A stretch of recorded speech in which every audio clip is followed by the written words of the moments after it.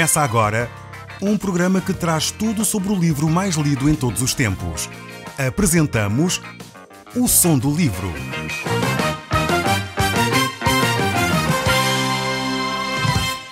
Seja muito bem-vindo. Neste podcast vai encontrar o livro mais conhecido e lido em todo o mundo.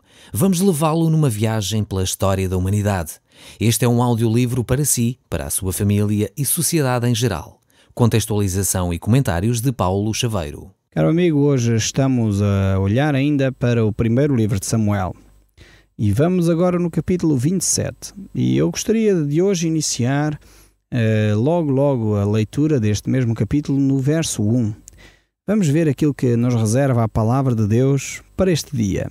Diz assim então: No entanto, Davi continuou a pensar consigo mesmo: pode ainda acontecer que Saul me apanhe. O melhor é tentar a minha sorte entre os filisteus, até que Saul realmente desista e acabe de perseguir-me. Só então estarei seguro novamente. Por isso pegou nos seus 600 homens e com as famílias e foi viver para Gate, sob a proteção do rei Aquis. Tinha consigo as duas mulheres, Ainoã de Jezreel e Abigail de Carmelo, a viúva de Nabal. Saul veio a saber em breve que Davi tinha fugido para Gate e parou de o perseguir. Aqui mais uma vez temos Davi a fugir.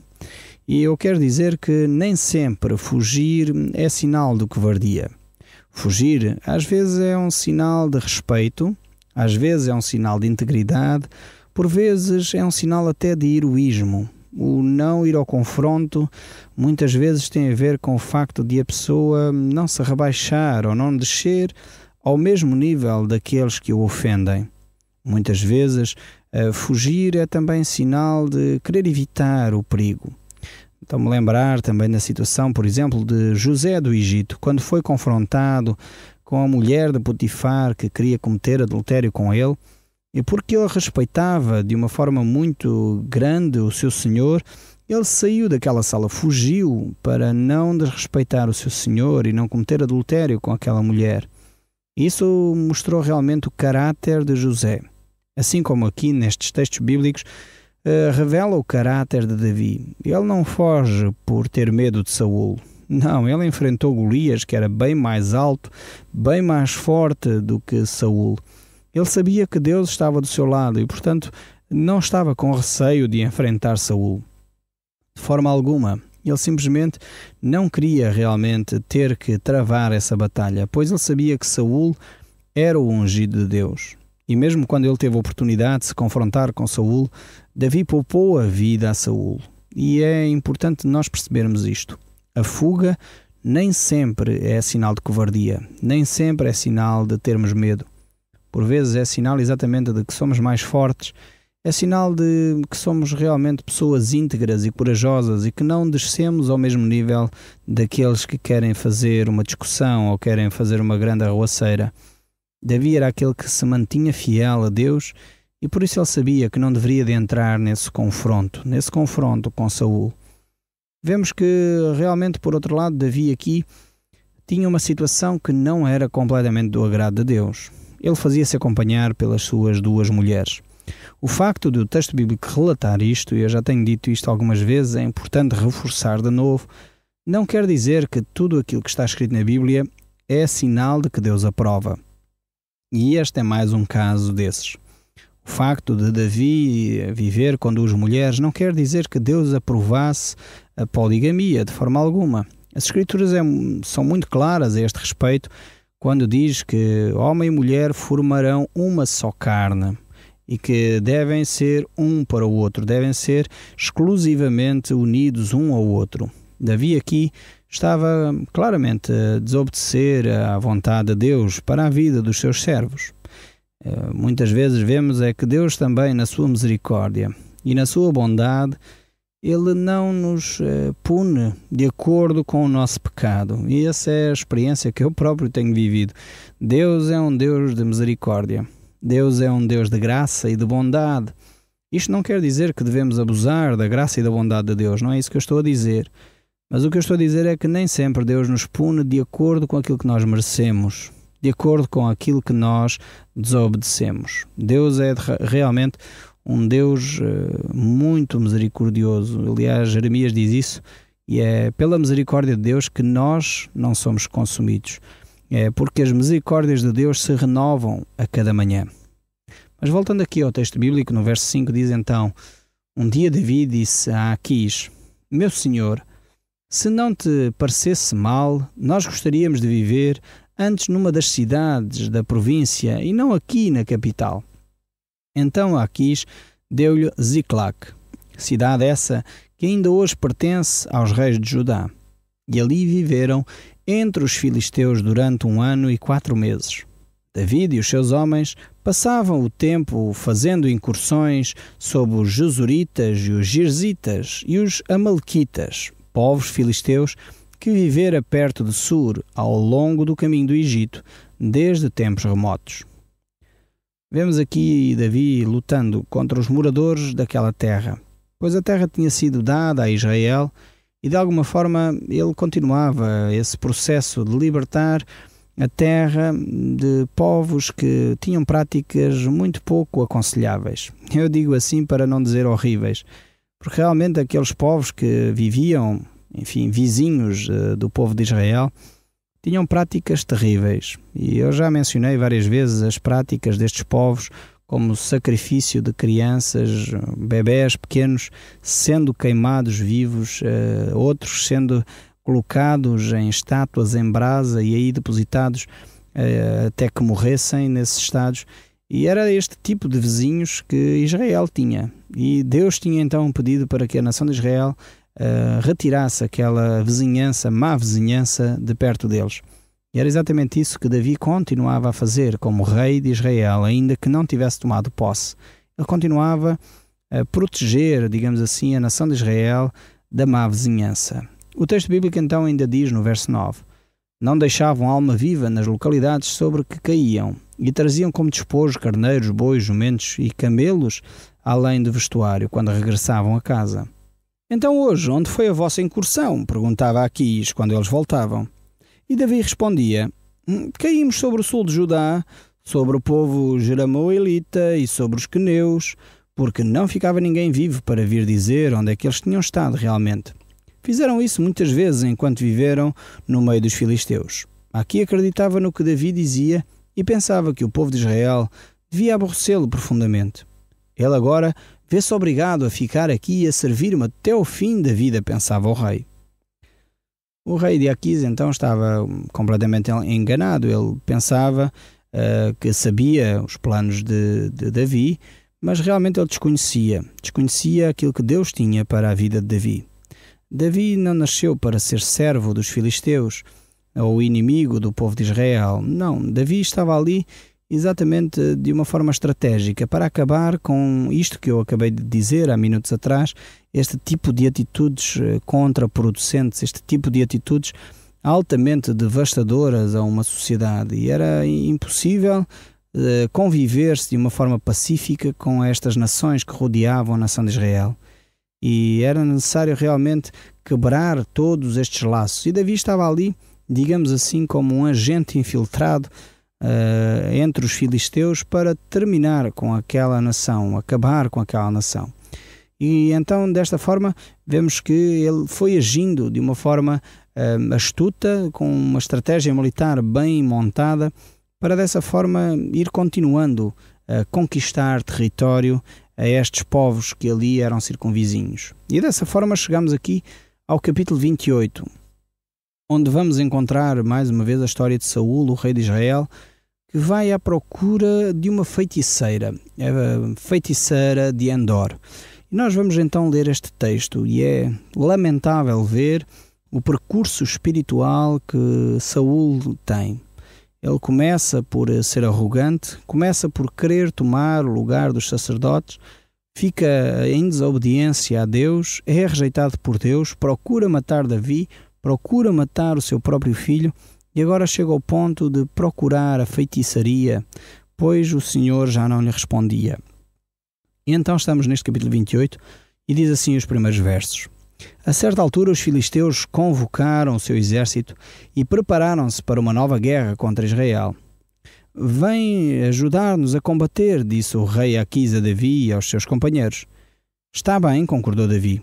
Verás em breve como podemos ser-vos úteis. Se assim for, tornar-te-ás meu escudeiro para toda a vida, acrescentou Aquis. Entretanto, Samuel tinha morrido e Israel chorara o seu desaparecimento. Foi enterrado em Ramá, numa cidade natal. Note-se também que Saul tinha banido da terra de Israel tudo o que era bruxaria e culto de mortos. Vemos aqui estas palavras que realmente os tempos eram outros. Se por um lado agora Israel estava, mais ou menos em paz, de repente surge uma nova batalha. Os filisteus constantemente estavam a tentar conquistar outra vez o território que haviam perdido para Israel. E Saul já não estava propriamente, como se costuma dizer, numa linguagem popular, na mó de cima.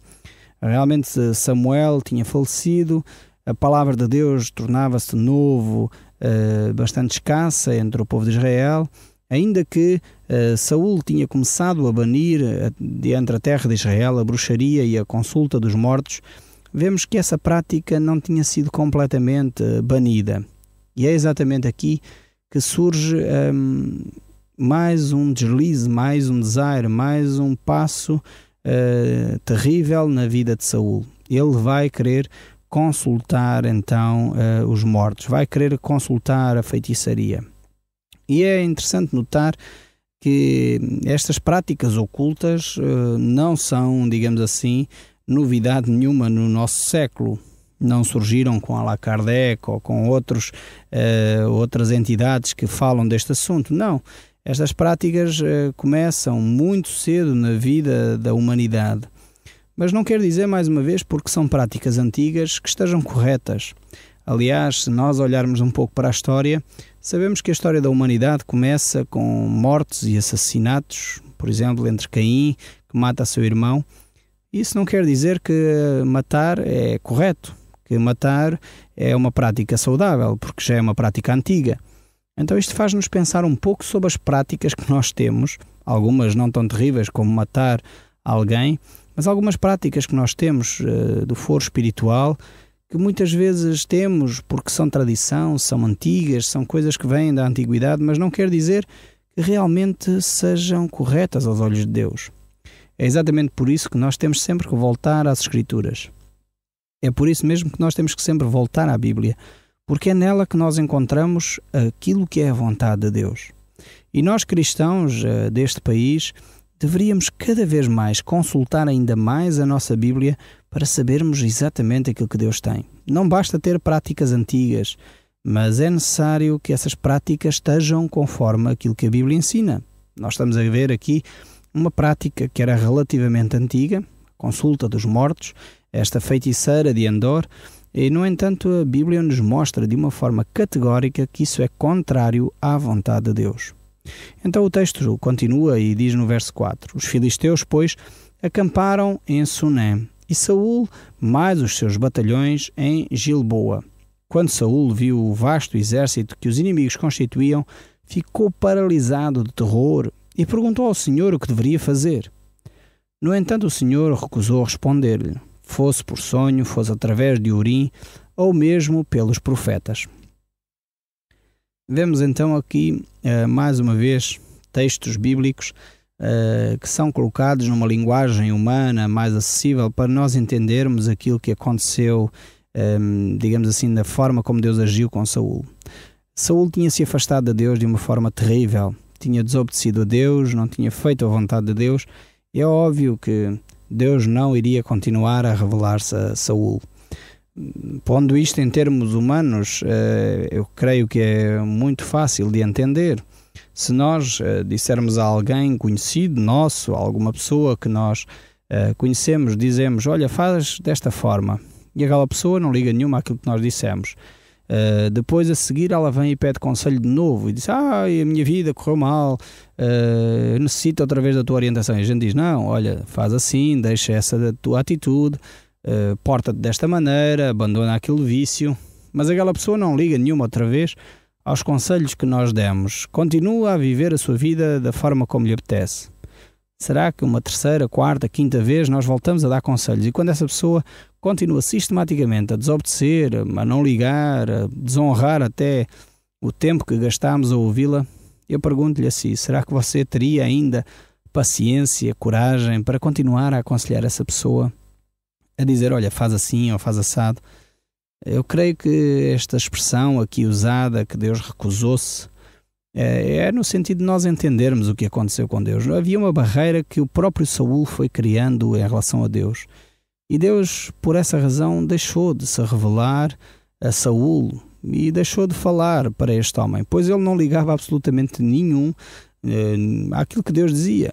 Era quase indiferente Deus dizer-lhe uma coisa ou não dizer, pois Saul fazia exatamente aquilo que lhe apetecia. E é por isso mesmo que Deus então deixou de se revelar a este homem. E é triste ver que este perfil acontece com muitos homens que começaram até bem o seu caminho. Estou-me a lembrar, por exemplo, de Sansão, que também foi confrontado com os filisteus e de alguma forma se vendeu a Dalila, vendeu a relação que ele tinha com Deus a Dalila. E o texto bíblico mostra-nos que quando o Espírito do Senhor saiu dele, nem ele se deu conta. Ele nem reparou que o Espírito do Senhor se havia retirado. E é triste quando vemos pessoas que têm um relacionamento com Deus chegarem a este ponto. Foi exatamente o que aconteceu aqui com Saul também. Deus já não falava, não gastava tempo com ele, pois ele era tão arrogante, era um homem tão longe de Deus, um homem que não ouvia aquilo que Deus tinha para lhe dizer, que não valia a pena Deus continuar a falar com ele. Mas ele agora encontrava-se numa situação desesperada. E o verso 7 ainda diz, então Saul deu instruções aos seus ajudantes para tentar encontrar alguém que consultasse o espírito dos mortos e a quem perguntasse o que devia fazer. Com efeito, ainda acharam uma mulher que fazia isso, em Endor. Nós já vimos que a vida de Saul foi uma decadência, foi caminhando na decadência. É verdade que ele começou bem, começou por desterrar, inclusive, como diz o texto, os médios, os feiticeiros, aqueles que consultavam os mortos. Pois a própria lei, a palavra de Deus, mostra claramente que essa é uma prática que não é da vontade de Deus. No livro de Deuteronômio, capítulo 18, verso 9 em diante, talvez seja um texto bíblico importante para você sublinhar na sua Bíblia, dizem assim, quando entrares na terra que o Senhor teu Deus te der, não aprenderás a fazer conforme as abominações daqueles povos. Não se achará entre ti quem faça passar pelo fogo o seu filho ou sua filha, nem adivinhador, nem prognosticador, nem aguareiro, nem feiticeiro, nem encantador, nem necromante, nem mágico, nem quem consulta os mortos, pois todo aquele que faz tal coisa é abominação ao Senhor. E por estas abominações o Senhor teu Deus os lança de diante de ti. Perfeito serás para com o Senhor teu Deus, porque estas nações que hás de possuir ouvem os prognosticadores e os adivinhadores, porém a ti o Senhor teu Deus não permitiu tal coisa. Vemos que esta é a vontade de Deus para os filhos que o seguem. E todos nós que nos dizemos cristãos deveríamos ter muita atenção a este tipo de práticas. Infelizmente, a nossa nação vive-se muito em torno desta questão. Falar com mortos, orações aos mortos, e a palavra de Deus condena severamente este tipo de situação. Eu sei que a perda de um ente querido é tremenda. A perda de um ente querido dói fundo. Mas isso não justifica o facto de tentarmos, por vários meios, encontrar uma solução para falar com os entes queridos que já faleceram. Não é da vontade de Deus que um filho seu tenha este tipo de práticas. É contrário à sua vontade. E Saul sabia disso, e mesmo assim ele procura encontrar-se com essa mulher. Saul então disfarçou-se, diz o verso 8, vestiu roupas de gente vulgar e dirigiu-se à casa dela, de noite acompanhado por 2 de seus homens. Eu pretendia falar com um homem que já morreu, disse ele. Consegues chamar o seu espírito? Mas tu queres que eu seja morta? Protestou ela. Sabes bem que Saul manda fazer a todos os adivinhos e feiticeiros. Tu estás a armar-me uma cilada, disse ela. Saul então jurou-lhe solenemente que não a trairia. Vemos aqui que Saul é um homem realmente que já não tem princípios. Ele está a jurar-lhe que não a trairia, enfim, quando na realidade ele já não pode fazer absolutamente nada. É um homem que já não tem princípios, um homem que está longe de Deus, um homem que perdeu e está numa decadência completa. Por fim, diz o verso 11, esta mulher disse: bom, então, quem é que tu queres que eu faça vir em espírito? Traz-me Samuel. Quando a mulher viu Samuel, gritou: enganaste-me, tu és Saul. Não tenhas medo de coisa alguma, disse-lhe. O que é que estás a ver? Eu vejo um espectro subindo da terra. Nós vemos aqui um dos textos bastante interessantes. Esta mulher tem talvez um encontro, penso eu que real, com uma entidade, e vemos que realmente ela assusta-se com o facto de ter esse encontro com Samuel. Provavelmente ela não estava à espera.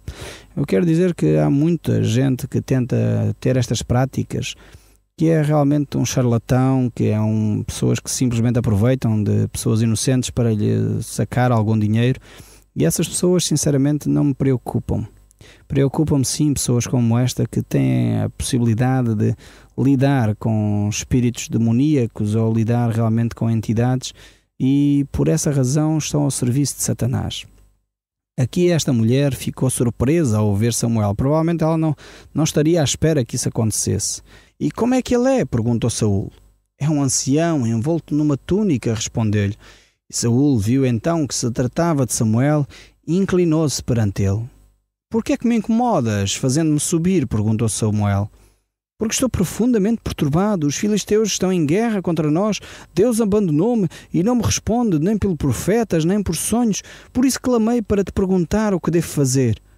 Mas respondeu Samuel: por que razão me perguntas a mim, se o Senhor já te deixou e se tornou teu inimigo? Ele atuou de tal maneira como tinha dito e te retirou o teu reino e o entregou a Davi. Tudo isso veio sobre ti por não teres obedecido às instruções do Senhor, dando cumprimento ao ardor da sua ira sobre Amaleque. Agora todo o exército de Israel será derrotado e destruído amanhã pelos filisteus. Tu e os teus filhos estarão aqui comigo. Vemos que Samuel é claramente frontal com Saul. E no livro de 1 Crônicas, no capítulo 19, no verso 13, vemos a razão pela qual Saul então morreu. Diz assim: assim morreu Saul por causa da sua transgressão cometida contra o Senhor, por causa da palavra do Senhor a quem ele não guardara, e também porque interrogara e consultara uma necromante, e não ao Senhor, que por isso o matou e transferiu o reino a Davi, filho de Jessé. Vemos que Deus tinha aqui uma ação para com a vida de Saul. E Deus realmente quer continuar a agir na vida daqueles que o temem e o buscam. O Som do Livro, uma produção da Rádio Transmundial de Portugal.